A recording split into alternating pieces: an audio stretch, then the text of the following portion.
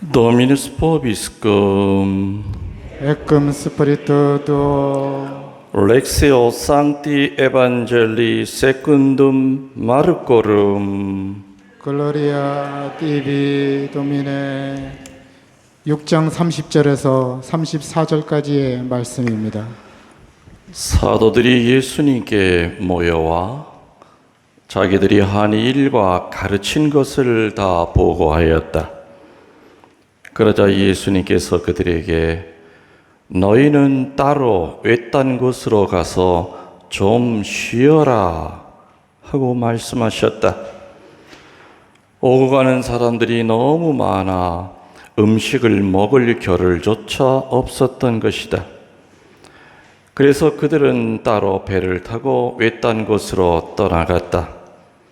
그러자 많은 사람이 그들이 떠나는 것을 보고 모든 고을에서 나와 육로로 함께 달려가 그들보다 먼저 그곳에 다다랐다. 예수님께서는 배에서 내리시어 많은 군중을 보시고 가여운 마음이 드셨다. 그들이 목자 없는 양들 같았기 때문이다.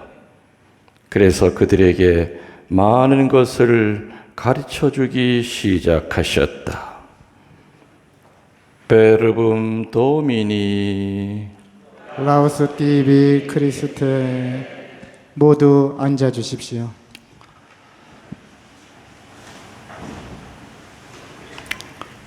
찬미 예수님, 라틴어 따라하시기 그냥 한글로 적혀 있어도 따라하기가 좀 쉽지 않죠? 혀가 잘 안 돌아가죠? 근데 우리 요셉 형제는 어떻게 지금 경본도 안 보고 어떻게 라틴어를 잘 따라하네? 예?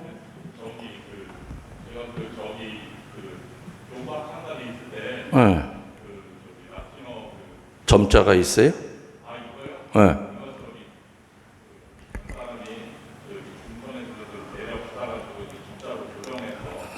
그러니까 라틴어를 한글로 이렇게 해서 점자로 데레사가 이렇게 해줬나 보네. 참 장가 잘 갔네.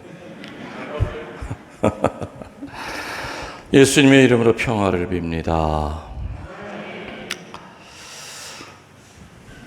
예수님께서 며칠 전 복음을 보면은 제자들을 실습시킵니다. 그래서 둘씩 짝지어 보냈다고 그랬죠. 둘씩 짝지어서 마귀 뛰는 권한도 주시고 여러 가지 아무튼 말씀을 선포하는 권한을 주셔서 2명씩 짝지어 보냈다. 다시 말하면 예수님 없이 처음 나간 거예요. 예수님 없이. 그래서 아무튼 이렇게 뿔뿔이 흩어져서 스승이 시키는 대로 스승이 하던 것처럼 했겠죠. 그래서 오늘 복음에 보면은 자기들이 한 일과 가르친 것을 다 보고하였다라고 나오죠. 근데 쉬웠을까요? 어려웠을까요? 예수님 없이 그 일을 행하는 것이 쉽지 않았을 거예요. 엄청 피곤했을 거예요. 마귀 뛰려고 하니까 네가 뭔데 마귀를 뛰어? 야, 네 스승 어디 갔냐? 그 젊은 사람이 꽤 능력 있던데 니들이 뭔데 둘씩 다니면서 우리들한테 가리키고 너 고기 잡던 저 어부 아니야? 그야말로 예수님한테 하듯이 편견과 오만에 가득 사로잡힌 그 사람들 앞에서 예수님의 제자들이 둘씩 파견돼요.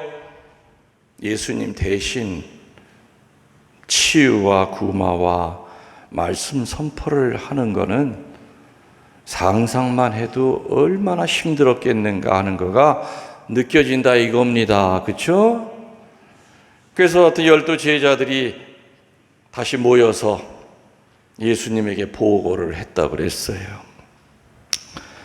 보고를 했는데 예수님이 뭐라 그래요?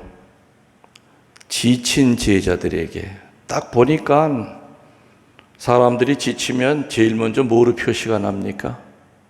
어디에 드러나요? 얼굴도 지치고 목소리도 전부 다 갈라지고 목이 다 쉬었어. 아주 그냥 지인이 다 빠진 것이 예수님한테 보여. 그래서 지친 제자들에게 오늘 예수님이 뭐라 그랬어요? 복음서에 처음 이런 말 하셨어요. 따로 한적한 곳에 가서 좀 쉬자. 쉬자라는 말은 오로지 여기 한 군데서밖에 안 나와요. 얼마나 제자들이 파김치가 돼서 돌아왔길래 예수님은 아이고 이것들이 먹지도 못하고 사람들한테 휩싸여가지고 또 얼마나 또 들이대는 인간들도 많았을 거고 개무시하는 인간들도 많았을 거고 참 그 와중에 또 내가 시킨 대로 또 해야 되고 따로 한적한 곳에 가서 좀 쉬자. 피곤해 찌들어서 왔다 이겁니다. 제가 언젠가 얘기했죠. 밭에서 1시간 일하는 게 쉽냐 아니면 1시간 동안 사람 만나는 게 쉽냐 어느 쪽이 더 쉬워요? 그렇죠. 밭에서 일하면 몸은 피곤해도 땅으로부터 기를 받아요. 근데 사람을 1시간 동안 여러 명을 면담을 하면은 진이 다 빠져나가는 거예요. 아주 사람 만나느라고 이 12제자들이 아주 그냥 피곤해 찌들어 오는 것을 보시고 야, 안 되겠다. 니들 이러다 쓰러지겠다. 베드로 밥 먹었냐? 아유, 선생님 밥 먹을 시간이 어디 있습니까? 화장실도 못 갔어요. 안 되겠다. 아무튼 좀 쉬자. 인간이 기계가 아닌 이상 쉬어야 되죠. 새로 된 기계도 오래 쓰면 나사가 흔들리고 고장이 나는데 사람이 어찌 휴식이 필요하지 않겠습니까? 짐승들도 휴식이 필요하죠. 그래서 창조주 하느님이 잠을 잘 수 있게 섭리하신 건 뭡니까? 하루의 쉼이죠. 쉬라. 잠을 통하여 쉬고 내일부터 또 기쁘게 살아라. 산도 그래서 안식년이 있습니다. 사제들도 안식년이 있을까요? 없을까요? 있어요. 우리 교회법에 보면은 사제들은 10년에 한 번, 1년씩 안식년을 할 권리가 있어요. 근데 여러분 본당 신부는 은퇴할 때까지 아직 한 번도 안식년을 해본 적이 없습니다. 할 수가 없었어요. 왜냐하면 몇 년치 강론이 계속 예약이 돼 있다 보니까 어떻게 할 도리가 없었어요. 그래서 늘 생각은 그래 아무튼 은퇴하면 그때부터 안식년 들어가면 되겠다 하면서 저는 안식년을 해본 적이 없습니다. 오늘 예수님이 쉬자고 하셨을 때 분명히 그 쉼은 여러 가지 뜻이 있을 듯합니다. 첫 번째 예수님이 얘기하신 이 쉼의 첫 번째 의미는 우리들이 일상적으로 생각하는 육신의 쉼입니다. 일로부터 물러나서 거리를 두고 몸을 쉬게 하는 휴식을 얘기합니다. 이때는 못 잤던 잠도 필요하지요. 또 못 먹었던 음식도 필요합니다. 또 때로는 음악도 필요하고 가벼운 운동도 필요합니다. 한마디로 우리들이 보통 쉰다고 했을 때 그 쉼의 첫 번째 정의는 지친 육신에 힘을 주는 쉼입니다. 그러나 여러분들 잠도 많이 자고 또 먹을 것도 시컷 먹고 이렇게 해서 피로가 풀렸다 하더라도 그것이 바로 마음의 평화와는 아무 상관이 없는 쉼이라는 거 여러분들이 체험하신 적이 있습니까? 있죠?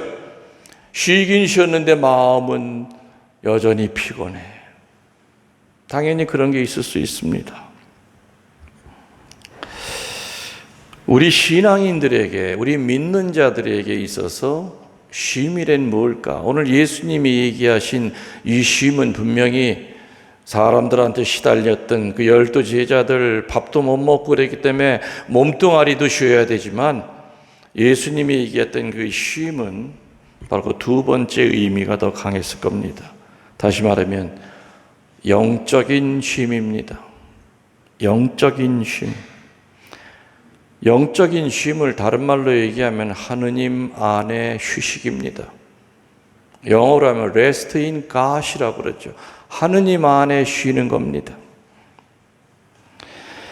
전통적으로 하느님 안에 쉰다고 하는 것은 하느님 앞에 닻을 내리는 거라고 영성신학자들은 얘기합니다. 배에서 닻이라고 하는 것은 어떤 기능이 있습니까? 배가 표류하지 않게, 떠다니지 않게끔 고정시키는 게 닻입니다. 수만 톤짜리 배도 항구에 머물 땐 반드시 제일 먼저 뭐부터 내립니까? 밧줄부터 풉니다. 그래야만 배가 흔들리지 않고 폭풍이 오더라도 해류에 떠밀려 내려가질 않죠. 그래서 닷은 고정시키는 겁니다. 하느님 안의 쉼을 하느님 앞에 닻을 내리는 것이다. 어떤 닻?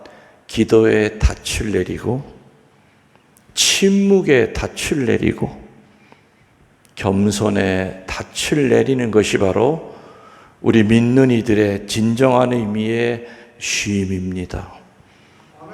단순히 물리적인 일로부터 거리만 둔다고 하여 그것이 쉬는 것이 아니라 진정한 의미의 우리 믿는 자들이 하느님 앞에 닻을 내리는 것이 바로 쉼입니다. 그게 바로 하느님 앞에 휴식입니다. 예수님이 하루 종일 사람들에게 시달려 길을 뺏기시고 파김치가 되셨어도 할 일도 별로 없이 따라다니기만 했던 제자들은 깊은 잠에 떨어졌어도 주님은 어떻게 하셨습니까? 육신의 쉼보다 더 중요한 영적인 쉼을 늘 받고자 애쓰셨던 모습이 성서에 나옵니다. 그래서 제자들이 잠에 쿨쿨 떨어졌을 때 예수님은 그때 일어나서 어디 가셨습니까? 마트 가셨습니까? 노래방 가셨습니까? 산 위로 올라가서 뭐 하셨습니까? 사냥하셨습니까? 달 구경하셨습니까? 밤새 기도하셨습니다. 성부께로부터 그 힘을 받기 위하여 아까 하느님 앞에 쉰다는 게 하느님 앞에 닻을 내린다고 그랬어요. 기도의 닻을 내리시려고 애를 쓰신 겁니다. 먼저 하느님으로부터 그 기운이 나를 적셔야만, 나를 적신 물이 흘러 넘쳐서 내일 아침 새벽부터 벌떼처럼 몰려올 그 수많은 군중 앞에 얼굴 찡그리지 않고 짜증 부리지 않고 성내지 않고 어느 한 사람도 예외 없이 따뜻하게 머리에 손을 얹고 마귀를 쫓아내주고 또 하느님 나라를 선포할 수 있었던 그 힘이 바로 하느님 앞에 닻을 내린 기도의 닻이었던 겁니다. 밤을 새워가면서 성부께 기도하시는 것이 예수님에게는 몇 시간 더 자는 것보다 더 중요하셨던 겁니다. 몇 시간을 더 자면 아침에 일어나면 몸은 개운하겠지만 사람들을 만나면 이내 뺏겨버리고 맙니다. 그러나 비록 날밤을 새면서 철야 기도를 했다 하더라도 몸은 나른하고 피곤할지 몰라도 오히려 잠 더 잔 것보다도 어디서 그런 힘이 솟아나는지, 철야 기도라는 게 있습니다. 저도 성령 지도 신부를, 교구의 성령 지도 신부를 오래 했죠. 그러면 매주 금요일마다 교구 신자들과 같이 밤새 철야 기도를 합니다. 그때는 일주일에 2번 쉬는 날이 아니었습니다. 끝나고 난 다음에 토요일 날 새벽같이 직장에 갑니다. 기도를 하고 길을 나서는 그들에게 오늘 피곤하지 않으시겠습니까? 그러면 아유 신부님 며칠 동안 잠잔 것보다 훨씬 더 지금 몸이 개운합니다. 눈이 초롱초롱해서 밤새 철야기도 하고 기쁜 마음으로 직장에 갑니다. 그만큼 하느님 앞에 기도의 닷을 내린 것은 편안한 데 가서 몸뚱아리 쉬는 거랑은 비교가 안 됩니다. 다시 말하면 하느님 앞에 쉰다는 거, 하느님 앞에 닷을 내린다는 것은 그야말로 소비적인 휴식이 아닙니다.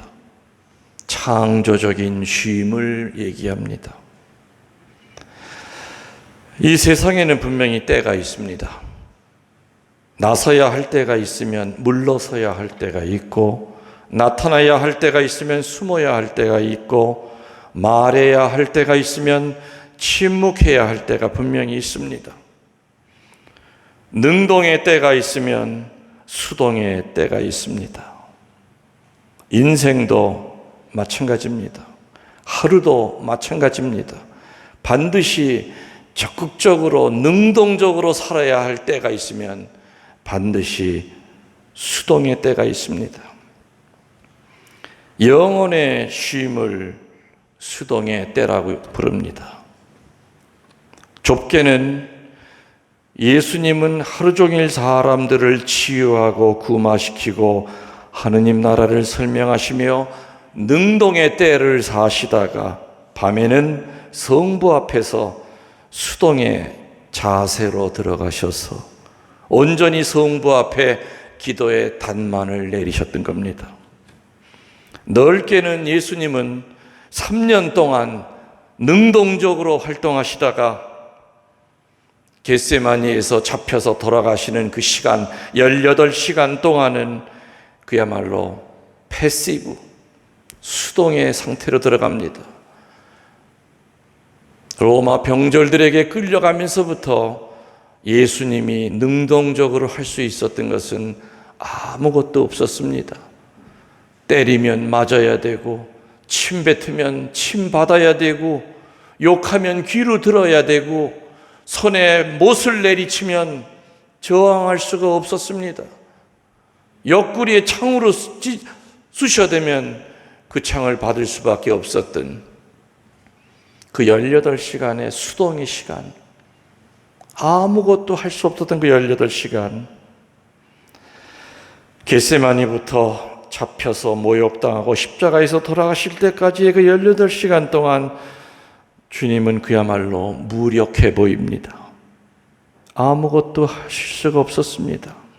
그러나 그 18시간이, 아무것도 할 수 없었던 그 18시간이 3년 동안 공생활 하셨을 때보다도 훨씬 더 성부께 가까이 다가가셨던 시간이었습니다.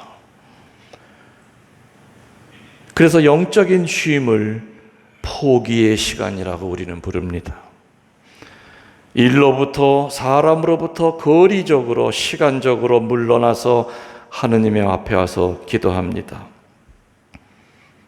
그래서 이때는 사람을 포기하고, 일을 포기하고, 교만했던 내 마음을 포기하고, 물질을 포기하고, 오로지 하느님 앞에 텅 빈 충만으로 기도의 닷을 내리는 시간이 되어야 됩니다. 이게 바로 수동의 시간입니다. 저도 이제 42여일 후에는 38년 동안의 능동적인 사제의 삶을 공적으로 접고 이제는 수동의 시간으로 이 김신부도 들어갑니다. 그러나 수동의 시간이 아무것도 안 하는 시간은 아닐 겁니다. 예수님의 그 18시간이 그분의 공생활 3년보다 어느 때보다도 성부와 가까워졌듯이 저 역시도 은퇴한 그날부터 어쩌면 더 열심히 기도 못했던 거 더 열심히 기도하고 이제는 뒤로 물러서서 교회를 위하여 아마 많은 기도를 바치게 될 겁니다.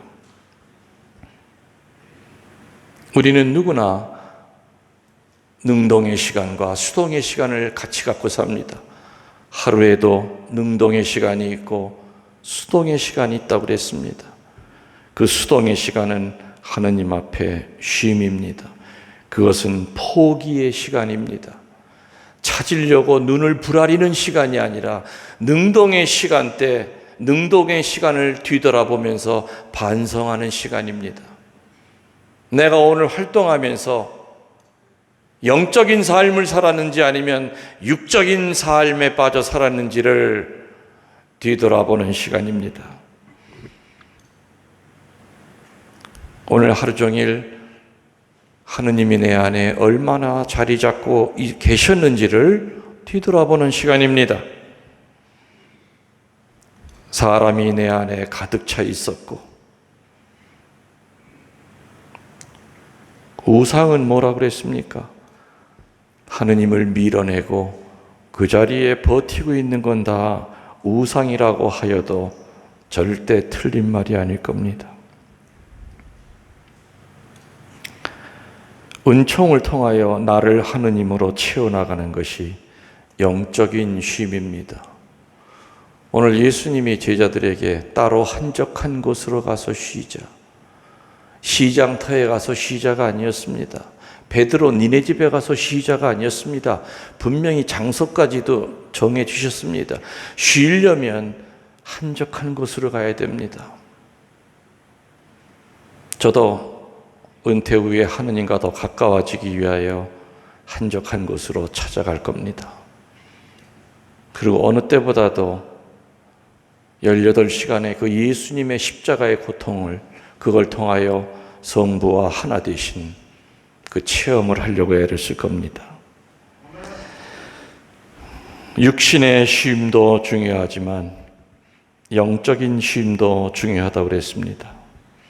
영적인 쉼은 하느님 안에서의 쉼이요, 그것은 하느님 앞에 닻을 내리는 것이라고 그랬고, 기도의 닻, 침묵의 닻, 반성의 닻, 겸손의 닻입니다. 우리는 살아가면서 이런 미사를 통하여 하느님 안에 쉼을 갖습니다. 또 어떤 경우에는 신부님들의 강론을 유튜브로 들으면서 혼자 조용히 잠자기 전에 몇 번씩 들으면서 영적인 힘을 얻습니다. 그리고 하느님이 주시는 그 치유를 느낍니다. 그리고 그 강론을 들으면서 내 몸 안에 있는 어둠이 빠져나가는 구마의 은혜를 또한 느낍니다. 그리고 어떻게 살아갈지를 분별을 받습니다. 이런 것이 바로 예수님이 얘기하신 한적한 곳에 가서 쉬자는 의도였을 겁니다. 또 아무도 없는 성당, 텅 빈 성당에 홀로 맨 앞자리에 나와서 성체 앞에서 성체 조배를 합니다. 얼마나 행복하고 얼마나 그 시간이 은혜롭겠습니까? 서로 말은 없어도 예수님은 내 마음을 아시고 내 마음은 예수님 안에 들어가 있다 이겁니다. 이게 바로 하느님 안에 쉬는 겁니다. 또 성지순례하는 것도 하느님 안에 쉬는 겁니다. 번거지 모자를 뒤집어 쓰고 배낭을 메고 차로 쉽게 갈 수도 있지만 어떤 분들은 전국을 신발을 배낭 안에 집어넣고 걸어서 순례를 합니다. 굳이 비행기 타고 저 스페인 가서 그 많은 돈을 들여서 산티아고 갈 필요가 뭐가 있겠는가? 굳이 한국에도 얼마나 거룩한 성지가 많습니까? 묵주를 들고 땀을 뻘뻘 흘리면서 성지 순례의 길을 걸을 때 그게 바로 얼마나 깊은 하느님 안에서의 쉼이 되겠습니까? 또 가족들이 다 잠든 시간에 홀로 거실에 나와서 아니면 내 기도방에서 성서책을 읽습니다. 영적 독서를 합니다. 아니면 성인, 성녀들의 가르침을 또한 듣습니다. 이것도 바로 하느님 안에서의 쉼입니다. 피정, 미사, 성지순례, 성체조배, 영적 독서, 그리고 유튜브 강론, 이런 모든 것들이 나를 쉬게 하는 하느님의 도구입니다. 그래서 우리들은 육신의 쉼도 중요하지만 그것보다 더 훨씬 우리들이 관심을 갖고 나름대로, 그래, 내가 요즘 이게 내가 말이 아니야, 이거 뭐 기도도 못하고 있고, 이거 내가 나를 봐도 이게 지금 외인이지 신앙인이 아니야, 이게 지금 정신 차리자. 어떻게 쉬어야 될 것인가? 하느님 안에서의 그 쉼, 여러분들 각자 분명히 자기 나름대로 뭔가 있어야 될 겁니다. 그게 없으면은 사막에 버려진 고아와 같습니다.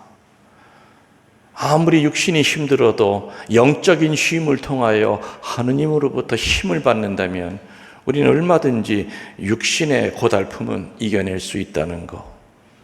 그래서 오늘 여러분들에게 그런 분별과 지혜를 주시기를 하느님께 간절히 청합니다. 아멘. 모두 일어나시어 우리들